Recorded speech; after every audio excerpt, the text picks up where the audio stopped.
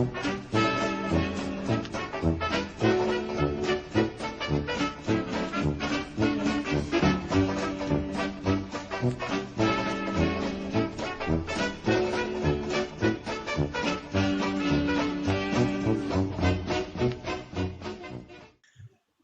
and welcome to another installment of the Cackling Jack podcast. I am one of your hosts, Mackenzie Lambert. Here I am joined by the rest of the Phantasmic Four, Mr. Mike Lutters. Hello, sir. How are you doing this evening? Oh, very well, very well. I'm ready to punch a demon in the face and then try to rearrange my own face when it turns into plastic. I'm ready to go. Awesome. Also joining me is Miss Sherry Cortez. Well, hello there. And how are you this evening? I am also ready to do bad things to demons, and rather than plastic, it's more of a Play-Doh factory event over here. So bring it on. And last but certainly not least is our good friend, Miss Lindsay Anderson. Hey, everybody. And how are you doing this evening, Lindsay? I'm great.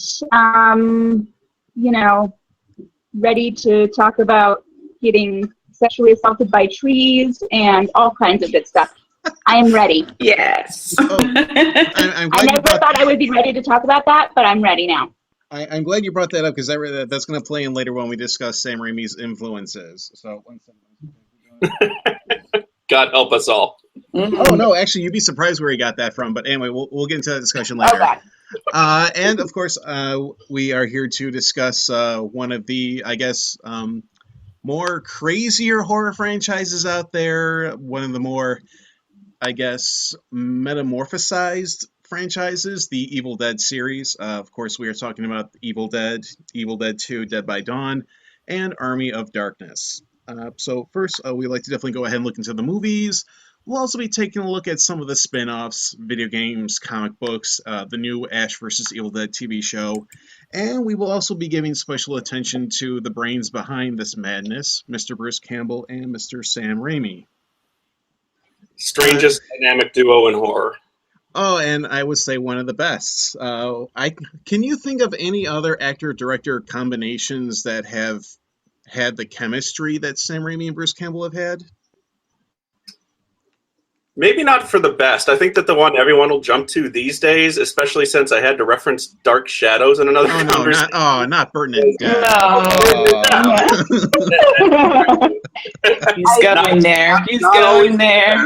No, God, no, please. But for a while, it was that, kind of still is that kind of pairing, only in a totally different direction with a totally different tone. But yeah, there's not a lot you can think of. The only one I could probably think of is maybe Kurt Russell and John Carpenter. Yeah. Oh, yes. And actually, we'll have to get into that in another episode. Can't wait for our John Carpenter episode. But I was thinking of things to compete with Evil Dead because, as Max said, one of the most unique combinations ever to make a horror or a comedy. And to keep a franchise going like this. Some of the other things I would almost compare Evil Dead to, since it's so well known, would be maybe John Carpenter and Kurt Russell doing Big Trouble in Little China, or Peter Jackson doing Dead Alive. And there are all these kind of one-off movies that are this dedicated to, genre horror and this wacky and this effects-filled and this slapsticky.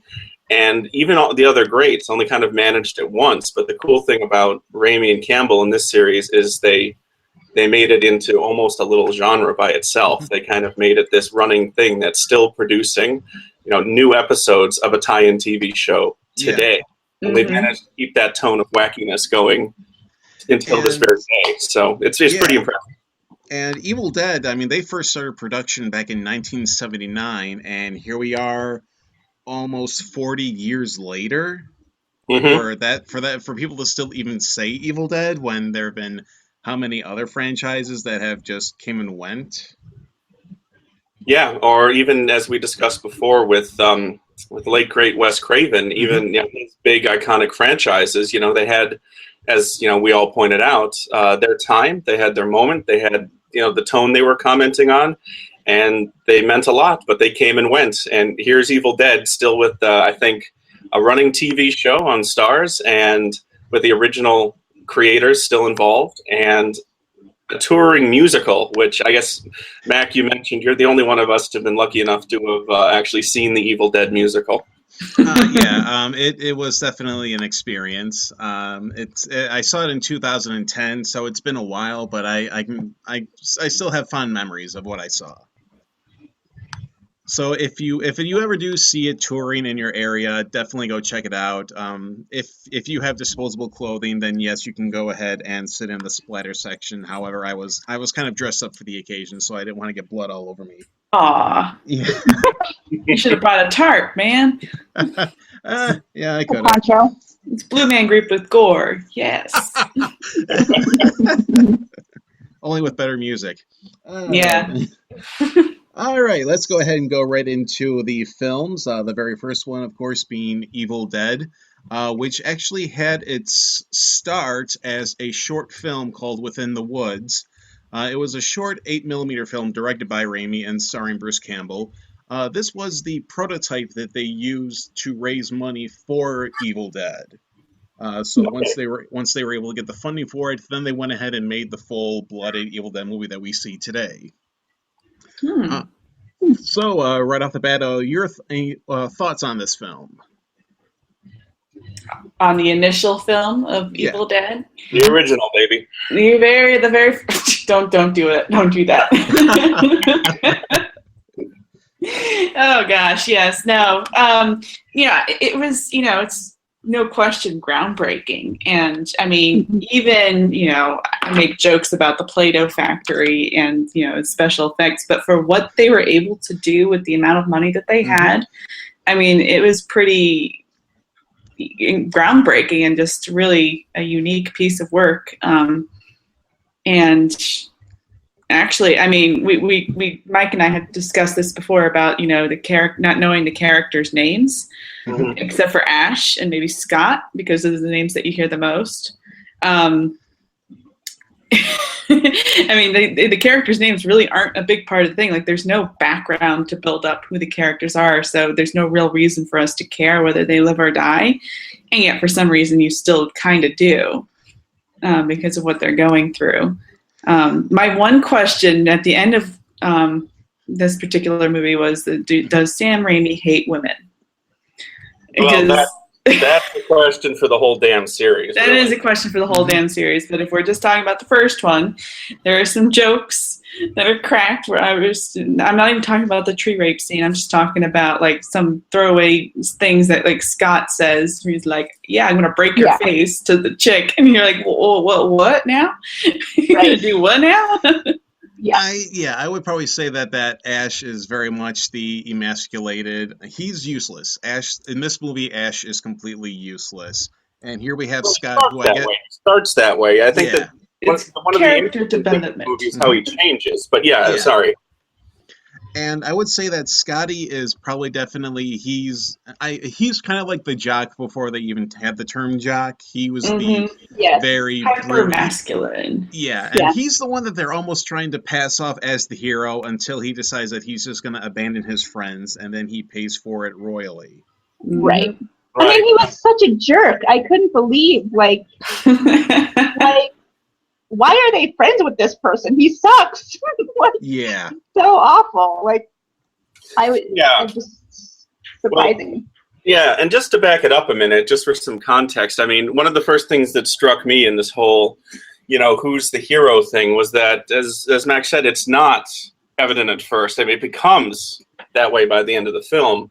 But Ash is not the hero. He's not even the standout character at first. I hadn't seen this movie since I was like 13, so it was fun to go back and see Ash Williams, this iconic character again, who's still with us and still making wisecracks and firing shotguns on TV right now. Start off as this kind of milquetoast doofus in a Jim from Dumb and Dumber haircut. Yes. Who just kind of putters around and talks to his girlfriend and talks to his friends and shuffles around. And the first time he has to try to fight the undead, he just kind of freezes up. And this guy, Scott, has to take the hand from him and do his work. That scene where he's standing in the corner while up against the wall, just completely petrified and looking away while Scott I forget what he uses to slant to. Oh, the chop. axe, yeah, where The they axe. basically He uses chop. the axe Yeah. to chop the girl to pieces, and you're just Yeah. like, oh, and then suddenly, I mean, once Scott gets taken down, it's like the transition happens almost instantaneously, and he becomes this badass guy who's about to chop up his dead girlfriend, you know, with the whole chaining her to the table scene and then moving out. Oh. Mhm. And they'll repeat that in the second one when we get there. But Yeah, as you said, that's something that, again, I'd forgotten the details of this picture. That's something that struck me again too. Now that we're all older, and horror has moved on a little bit from this, thankfully, and life has moved on a little bit from this, thankfully. Yeah. But the first thing that happens is all three of the women are quickly possessed, so that the men can start punching them and calling them bitches and chopping them up.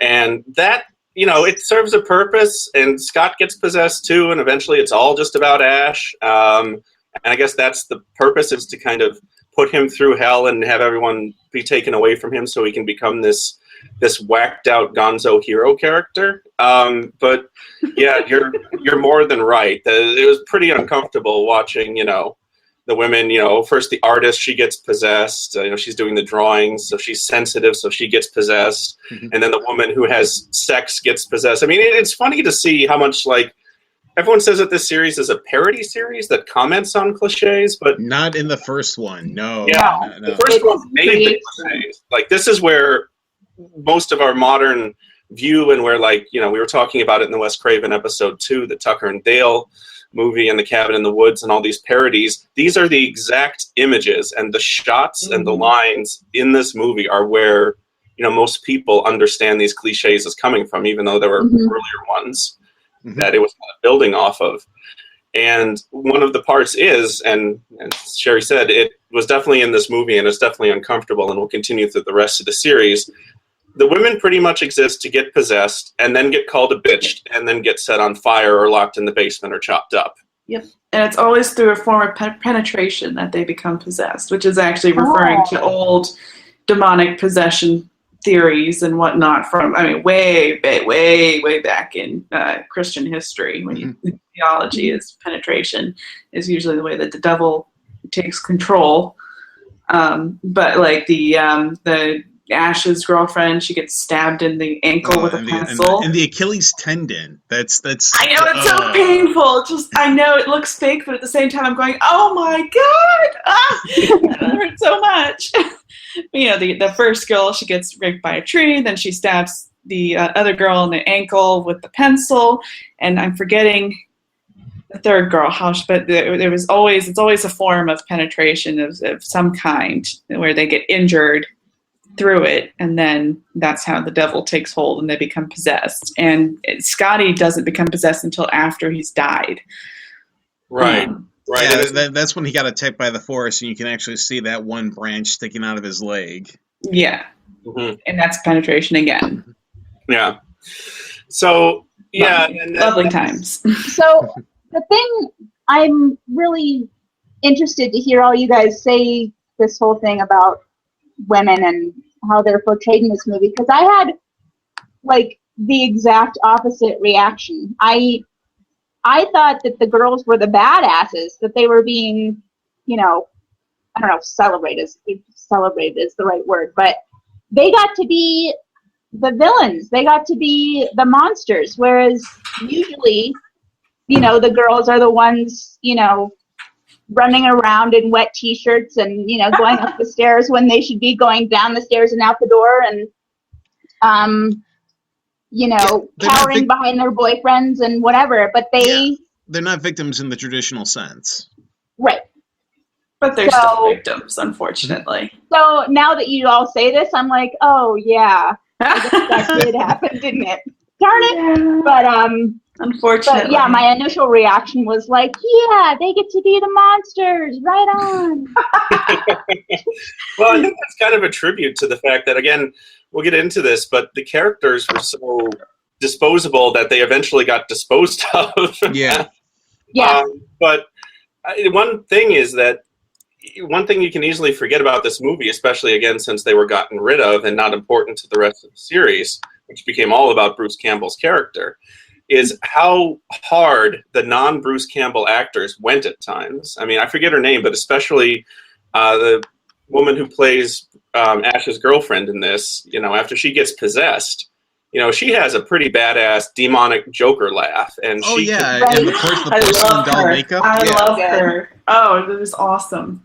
Yeah, going on Lindsay's thought, maybe, a revision of this should have had her be a demon from the beginning, and she was leading them to their doom this whole time, and she wanted them to find the book, and then she could be a really, proactive, out there villain rather than someone who just gets possessed by someone else. Because she was good. She was Yeah. good. Yeah. And I believe it was Eileen Sandweiss who plays the artist, who actually was Ash's sister in the context of the film. I Right. thought she was actually really good too. Just the way she played her character really, really fits what we know as far as horror movie tropes. Well, what was interesting about her character, and this is going back to the portrayal of women once again, was the other two women very kind of, they're the ideal woman, and they're quiet, they're kind of silly, and they're blonde, and they're kind of playing along with what the guys want, whereas, I'm forgetting her name again, Shelley, the sister, she was the artist, but she was outspoken, she, would make her wants known. Yeah. And of course, Scotty brushes it off saying she's like a 3-year-old because she's actually, saying we need to get out of here. This isn't safe. I don't like being here. And obviously anybody with half a brain cell could see that that place was unsafe just driving up to it. I mean, hello. But, this woman the strongest female character is the first one to go. She's the one who gets taken advantage of by the Woods, and so that hands the reins over to the guys to be the big heroes. So yeah, and that that could be a lot better, and I hope, well, you'd hope it wasn't, because we'll talk about that when we get to the remake, but that if someone really wanted to remake this and use the strengths of the original and then improve on it, that would definitely be a place where they would friggin' start. Yeah. But generally speaking, I kind of wanted to build off of what Sherry just said there. One of the things that struck me was that it's such a wacky movie. It's a relatively low budget. I think I looked it up. It was like $300,000 or something in 1979. Still not a lot for a movie with this many effects and this much crazy camera. It looks cheap sometimes. It was cheap. It was kind of guerrilla filmmaking. They obviously shot it in this actual cabin and had to do half the special effects shots in that black box space where other characters react like, oh, I'm in the corner and I'm looking across the room with horror, and then you go to the void and someone's head is exploding in a sound studio somewhere. Yeah. And then the characters react to nothing. It's charming that way. But one thing that I was surprised at was, with what little they had to work with and with what limitations they had, how kind of tight this movie was, both as a script and as a movie. I mean, the rest of the movies got so wild that you forget. It's with them driving up to the cabin. It starts with them singing like one of those songs you sing while driving a car. They're all kind of coming up like dorks, and they're singing a car song and asking about where they're going. And it just kind of creeps up to this cabin. And then the point of view monster comes in, the famous Evil Dead camera 5 feet off the ground. I think I had it as like a ballistic chipmunk or something. Is what yes. And Sam Raimi's ingenuity as a cameraman on the fact that they would just basically mount a camera on a board, and then you would have two people on either side of the board, and then you would get that very unnatural movement just from the way of the board reacting with the camera. And Sam Raimi mounting a camera on a motorcycle and just plowing through the mansion. That's basically how they got those shots. Oh, that's how they did those at the end and the beginning. Yeah. Of the monster, of the presence kind of coming through all the doors, and wow. That must have been fun to watch. I don't know. It's fun to do. And that one overhead shot where it's just Ash standing in the cabin, but there's that one shot that almost goes over his head. The fact that you have basically Sam Raimi bending over backwards, upside down to get that shot, just really shows you how much he wanted this movie to get made and for it to look good.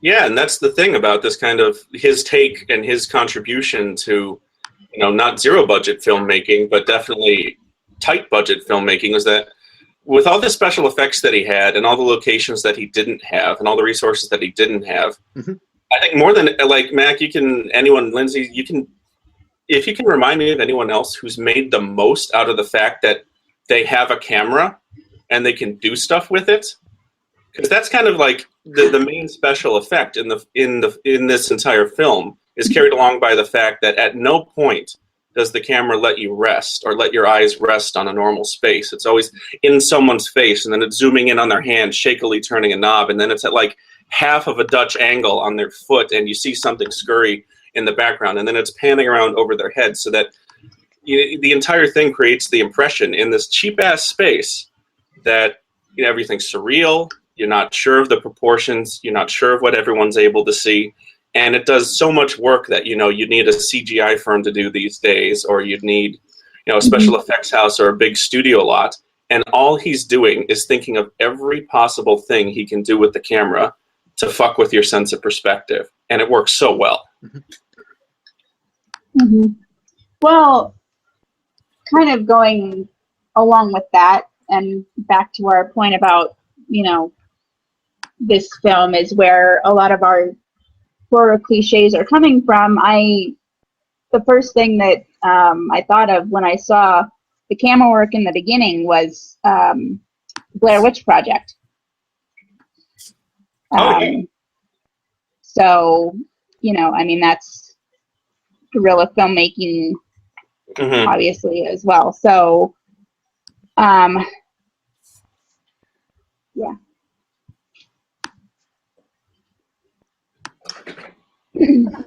Well, the other thing that was pretty tight about it that I kind of wanted to mention was, again, this is just stuff that surprised me watching it, 17 years later, was the buildup in the beginning is very quiet and very methodical and very effective.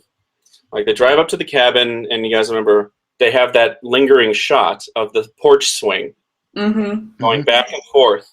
And then it just stops. It stops when he opens the door. Yeah. Right. It stops when he opens the door. And then I think I had to write some of these down because they kept popping out at me. Then later in the evening, they have the clock going tick, tick, tick. And then it stops suddenly when she looks at it. And then they have the basement door going thump, thump, thump. And then when they eat dinner, it pops open, and that's the start. So they've got like 3 of these little sequences doing the same thing. And it's when they stop that things get worse or they get deeper into the mess. And it's just very cool. There's a bunch of little touches in the movie like that. And I was surprised that, a series that's known for being so full of chaos had so much little discipline and kind of suspense film making 101 like that. It was really cool to see. And also, they also had some great sight gags in there, too. Like, they're not afraid to inject a little bit of comedy in there to help break the tension. Like the box of Band-Aids and the puddle of blood. That was just a great visual gag. And did anyone notice the Torn Hills Have Eyes poster in the background? No. Yep. Yeah. I missed that. This is like the beginning of a little rivalry between Sam Raimi and Wes Craven. Sam Raimi, in Hills Have Eyes, there's a Torn Jaws poster. Sam Raimi saw that and thought, okay, this movie is saying that Jaws was just a pop horror icon. This is real horror. So Sam Raimi goes ahead, tears a poster of Hills Have Eyes and says, no, what you saw in Hills Have Eyes was pop horror. This is real horror. Oh. And then it continues. What movie was Johnny Depp watching when he dies in Nightmare on Elm Street?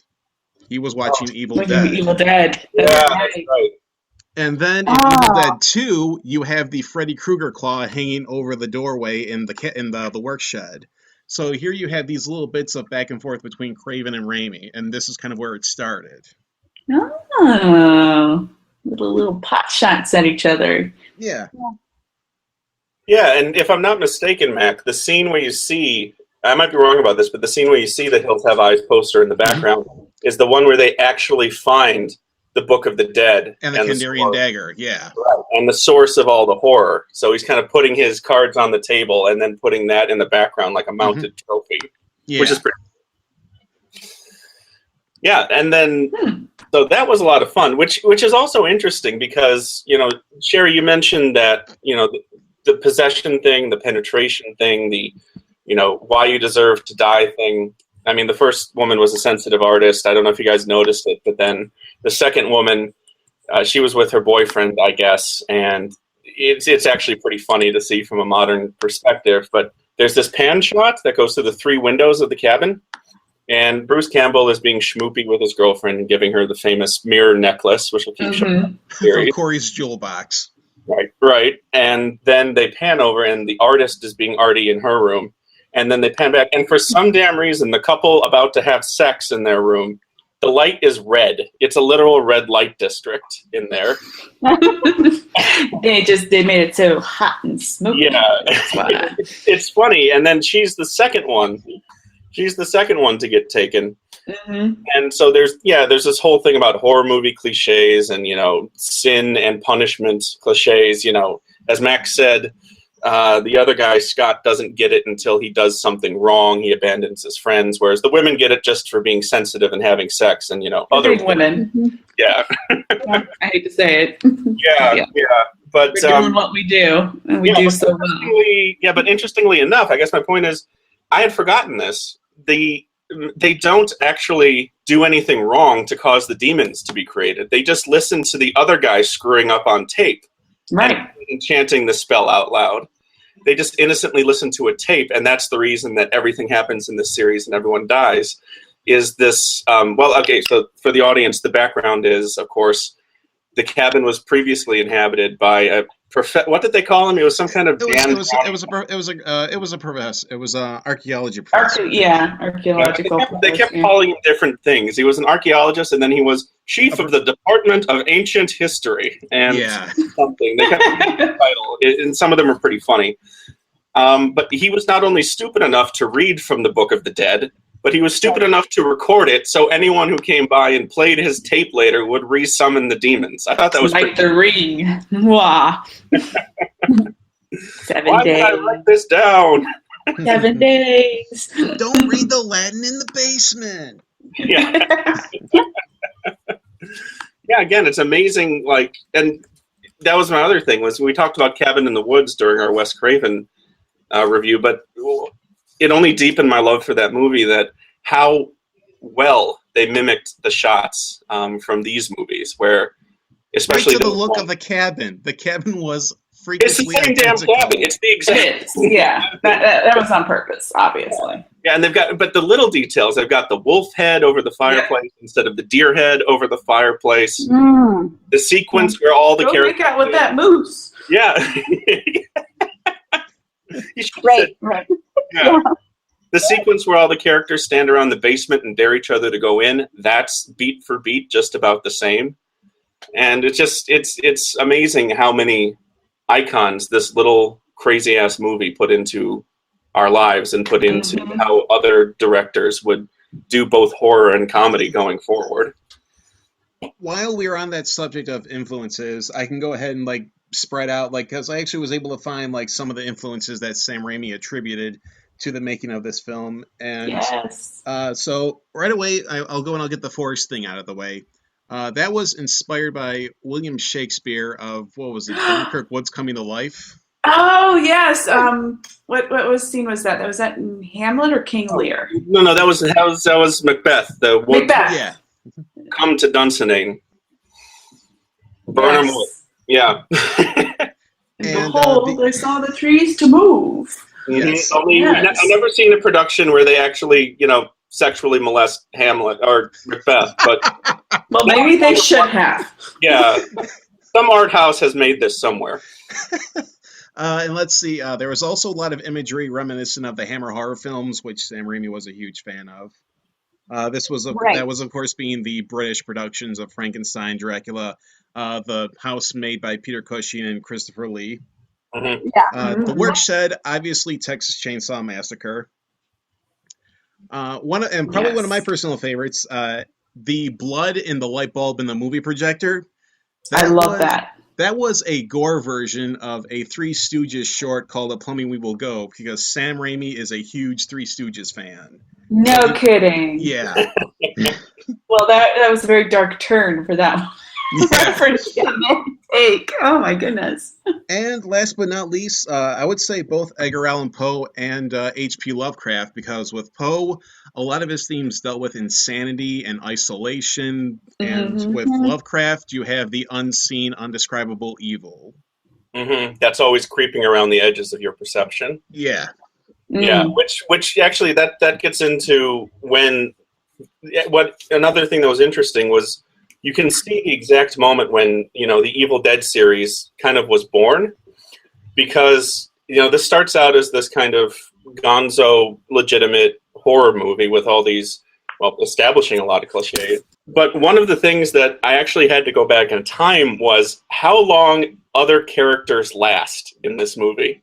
Because, by the third act of this movie, we are cleanly, everyone's possessed or dead except Ash, and then it gets into Ash being surreally haunted and toyed with and beaten up and thrown around, and that's going to be what we're left with for most of the entire second movie and most of the franchise. That's what's going to become famous for, is Bruce Campbell alone mugging against the madness.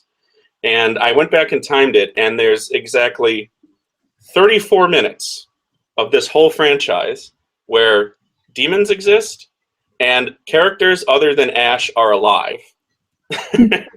Wow. Before they restock it in movie 2 and then just kill them all again. But Right.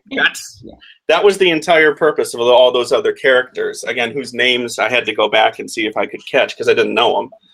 But it kind of shows that was kind of the purpose of the film from the beginning.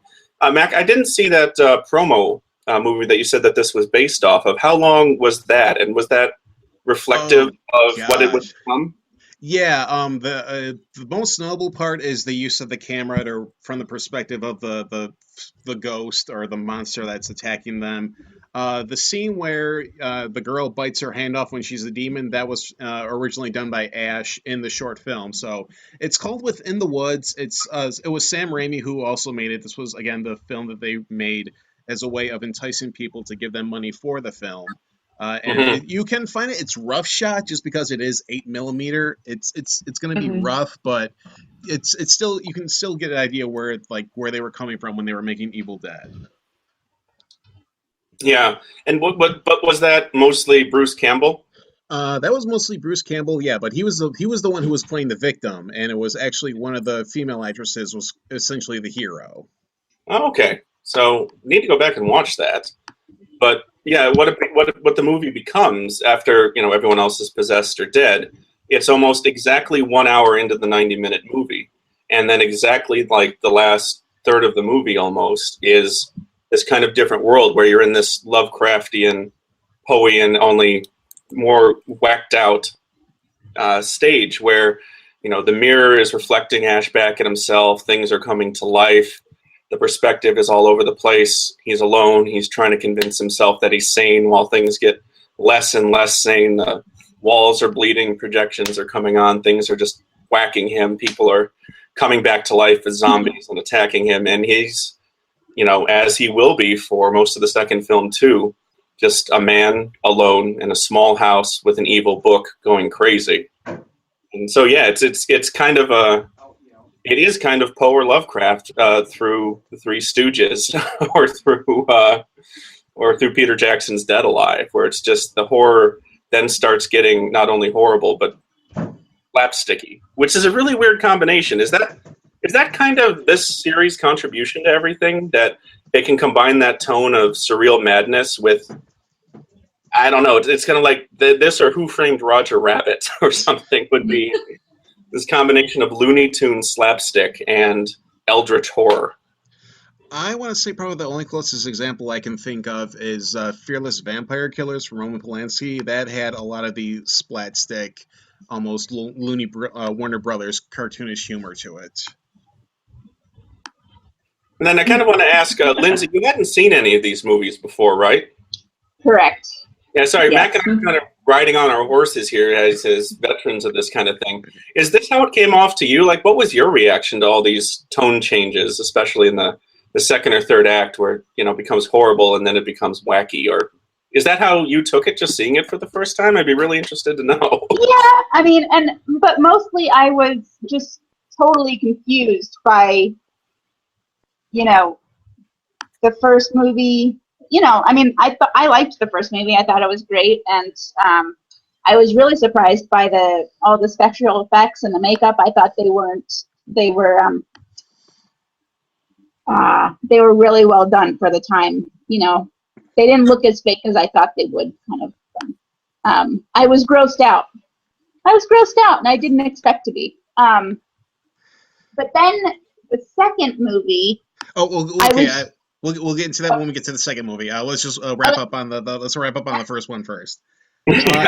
And I actually, when you scroll through the IMDb page, it's kind of one of those things where you see people who kind of got their start in low-budget horror and really kind of became big names for themselves. Obviously, Ted Raimi, who's gone on to do hundreds of things, Sam Raimi's brother, and the assistant editor, Joel Cohen, one half of the Coen brothers, got his start with his movie. Yeah, and this a lot of Raimi Cohen collaborations, which I kind of known about a little bit, but looking into the background of this movie, that's pretty impressive that they contributed to each other this much, and that this is where Joel got his start. Kind of editing a well-known picture. It's pretty cool. Yeah. And there are two people that I don't think get enough credit for how this movie became such a success. First is Irvin Shapiro. He was the film's distributor. He was the one that got them into the Cannes Film Festival. He's the one that got them connected with New Line Cinema, the Palace the Palace Company in Britain. And oddly, surprisingly, I didn't know, but Irvin Shapiro was a co-founder of the Cannes Film Festival. Like, he's the guy who made this, helped start this huge festival. And here he is helping out this little movie that probably no one would have given the time of day were it not for his influence. Yeah, that's pretty good backing to have. Oh, yeah. And, oh gosh, it was Bruce Campbell and Sam Raimi always bring up this quote. Irvin Shapiro saw Evil Dead. Lord knows what he thought of it when he saw it, this old man. And he says, boys, it's not going with the wind, but I think I can make you some money with it. And the other person that needs to get credit is Stephen King. It was his name on the poster. It was his quote that really turned a lot of heads. Yeah, I was going to say that if you look to the original endorsements, the advertising, the way this movie was sold, Stephen King really put his name behind it, which was very cool.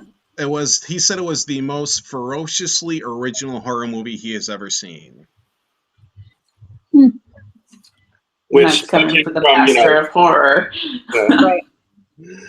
And also, as long as we're putting celebrity shout-outs in here, I would be remiss not to note all the references to this movie that exist. Some of my favorite were, I think that Ghostbusters hits this movie a couple of times. I can't prove it. I don't have a scholarly source here, but there's a whole part in the beginning where, the Book of the Dead, which we'll get into in the next parts, what the Book of the Dead is. But there's a whole part where they have to explain that it's, Kandar, it's Sumerian, not Babylonian. What are you saying? No, it's not wrong pagan god. It's Sumerian.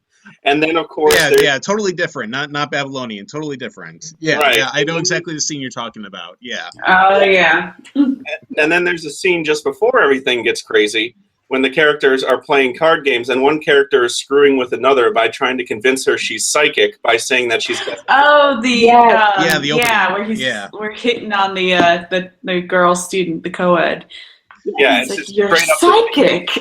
Yeah, and of course, when the guy does get one right, he still gets shocked anyway. He gets zapped, The gum flies out of his mouth. So I gotta believe the Ghostbusters guys did that on purpose. Oh, I'm sure they did. And from some of the camera work on Ghostbusters as well is definitely you can definitely see some of the influence Sam Raimi's style had on that. Mm-hmm. And then I think we can go around the table to close out the first movie here. Favorite scene or touch? Mine, personally, is when the girlfriend comes back from the dead, and she's headless and still trying to kill him, and her headless corpse is on top of him while her head is laughing. In a very suggestive manner. Yes. And that was the thing. Yeah, it's like the corpse is humping him, and they start playing the love theme again. Right. If you notice it, the scene where he gives her the ring and they look schmoopily into each other's eyes, there's this little love scene, da, da, da, da, and they never play it again until the headless corpse is trying to kill him and it looks like it's humping him. Well, that's what says romance more than anything else. We all know that. That is a credit to and that's a credit to Joseph LaDuca, the composer of these films, who really had an ear and an eye for what to bring to the movie at the right time. Mm-hmm. And Lindsay, as a first timer, what stood out to you? What was your favorite bit? Well, actually, it was just the way that the outside was shot and how, kind of like Mac was saying before, I totally thought of like those old Gothic horror films where, the setting is a castle and not a cabin in the woods. I just thought that was really beautiful and a nice kind of counterpoint to some of the more humorous, slapsticky even moments of the film.